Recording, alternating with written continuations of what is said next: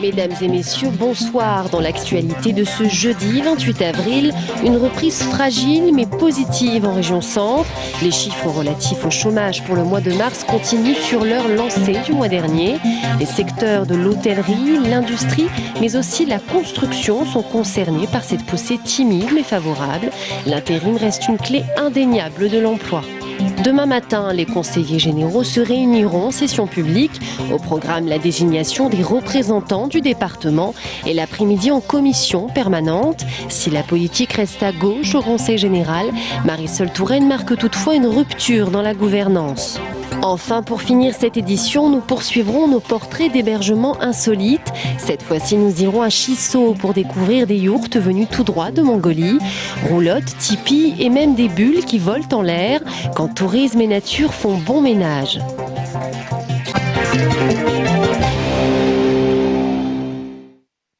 Une diminution de 2% des demandeurs d'emploi en région centre ce mois-ci, des chiffres plutôt favorables par rapport à la moyenne nationale qui enregistre une diminution de 0,8%. Une reprise économique fragile mais significative. Divers secteurs sont concernés par cette poussée. L'industrie qui embauche à nouveau dans certaines branches, un secteur qui a pourtant souffert de la crise économique ces 3 dernières années. Selon Jacques Payot, si les entreprises sont moins frileuses à l'embauche, c'est pour une raison très simple. Ce sont les carnets de commandes. Si l'entreprise retrouve des clients, elle retrouve des marchés, et inévitablement, un certain nombre de productions passent par disposer de la main-d'œuvre pour cela, et donc s'adresse à Pôle emploi. Pôle emploi qui enregistre ce mois-ci une diminution des demandeurs d'emploi de 1,7% en Indre-et-Loire et de 2,1% dans le Loir-et-Cher. Là où à la même époque l'année dernière on pouvait observer une augmentation, le secteur de la construction, des services et de l'hôtellerie sont concernés par ce bilan somme toute positif. Mais aujourd'hui les entreprises restent prudentes concernant l'embauche en matière de CDI et préfèrent adopter une stratégie progressive. Donc la première étape passe généralement par l'embauche, effectivement, par le recours à l'intérim, sachant que le recours à l'intérim, ce sont également des partenaires de Pôle emploi, puisque nous travaillons très étroitement ensemble. Et c'est une première étape, une première marche pour certains pour retrouver des contrats beaucoup plus longs. Et puis également des entreprises qui font appel aussi fortement à Pôle emploi dans le cadre de contrats à durée déterminée, avant d'envisager des CDI ensuite. Une reprise timide mais favorable ce mois-ci donc.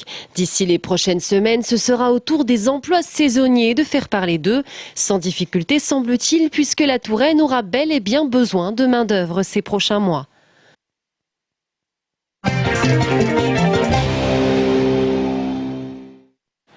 Sud PTT est sur le pied de guerre depuis hier. Une quarantaine de fonctionnaires de la plateforme de la rue Marceau sont en grève pour soutenir Didier Secella. Après 10 ans de service, le facteur vient d'être mis à pied. Motif, il ne finirait pas ses tournées. L'homme militant Sud PTT justifie ses manquements par la réorganisation de la plateforme début avril. Le nombre de tournées a été réduit et leur longueur accrue. Pour la direction, cette mesure découle d'une série d'avertissements oraux et n'est en rien liée à cette réorganisation. En fin de matinée, des discussions ont commencé entre les grévistes et leur hiérarchie. Discussions qui ont ouvert la voie à une gestion en collaboration entre salariés et direction.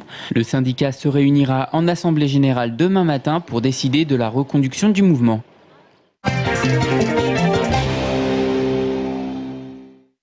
Un corps retrouvé dans l'Indre, celui d'une femme d'une 50aine d'années. Il a été repêché hier à hauteur de la route de Marnay, près d'Azel-Rideau. Une autopsie doit déterminer s'il s'agit bien d'un suicide.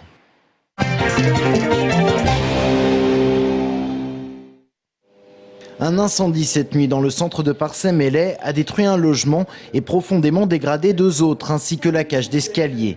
Il était 1h30 lorsque ses habitants ont été réveillés par la chaleur des flammes. J'ai vu un gars, donc mon voisin, errer. Il marchait en slip dans le couloir. Et je lui ai dit de se barrer d'ici, de se barrer d'ici. En fin de compte, il est rentré dans les flammes, tout nu, je sais pas pourquoi. Il était perdu, à mon avis, il avait dû inhaler de la fumée toxique, ouais. Quoi, comme nous, on en a inhalé. L'homme en question a été transporté à l'hôpital. Il aurait allumé lui-même le feu dans son appartement pour des raisons inconnues. La gendarmerie a posé des scellés sur la porte d'entrée de son logement. Par chance, il n'y a donc eu aucune victime, mais les dégâts sont importants et les habitants de 3 appartements ont dû être relogés, soit par la famille, soit par des amis.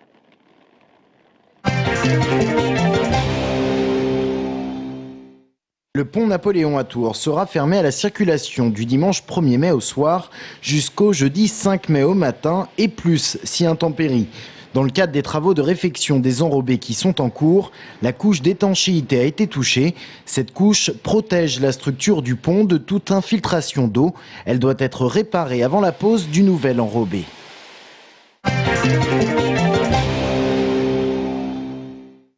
Au Conseil général d'Indre-et-Loire, le processus électoral devrait définitivement s'achever demain avec la désignation des derniers représentants de l'institution départementale siégeant dans différentes commissions. Le nouvel exécutif, avec à sa tête Marisol Touraine, s'inscrit dans la continuité, celle d'une politique de gauche, mais la nouvelle présidente marque cependant une rupture dans la gouvernance du département. L'ensemble des vice-présidents seront impliqués et responsabilisés. Ils devraient obtenir les fameuses délégations de signature avant l'été. Marisol Touraine souhaite également réorienter certaines politiques avec une diversification des réponses aux problèmes de dépendance et une politique de la ville plus lisible. Nous avons actuellement toute une série d'actions qui sont faites pour les quartiers de l'agglomération, pour la politique de la ville, mais sans que ce soit identifié comme tel et lisible. Je souhaite que le Conseil général soit un acteur de premier plan dans la politique de la ville et que nos actions en la matière soient plus lisibles. Ainsi, en commission permanente, demain, les élus devraient voter une subvention de 700 000 € pour la rénovation urbaine de la Verrie à Amboise. Une autre de 4,5 millions d'euros pour l'EHPAD de Joué-les-Tours et de 2 millions d'euros pour celui de Château-Renaud. Le soutien aux activités sportives sera également abordé. Marisol Touraine s'est exprimée aujourd'hui sur le sort du Saint-Cyr Touraine Handball et ne dit pas forcément non à une augmentation de subventions, mais avec des conditions.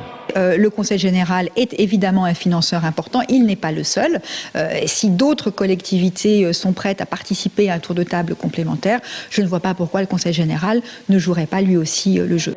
Marisol Touraine doit rencontrer prochainement les dirigeants du club. Le SCT qui a déjà reçu cette année une somme de 120 000 € de la part du Conseil général.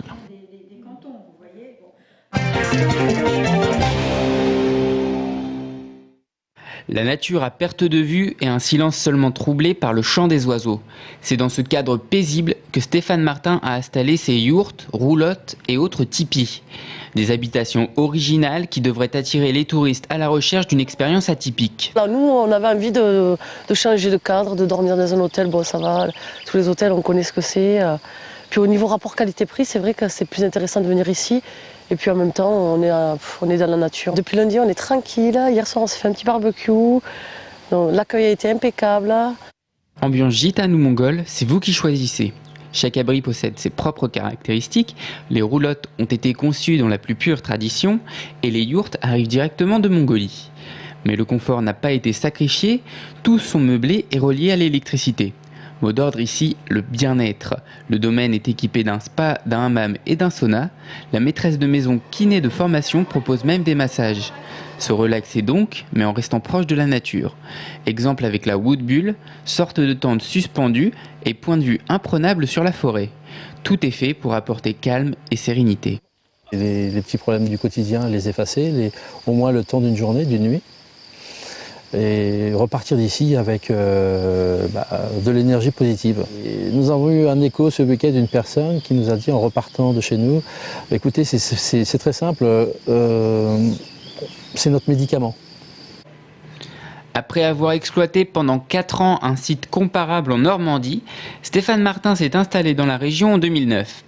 Quelques travaux restent à finir, mais il garde bon espoir pour le début de la saison estivale.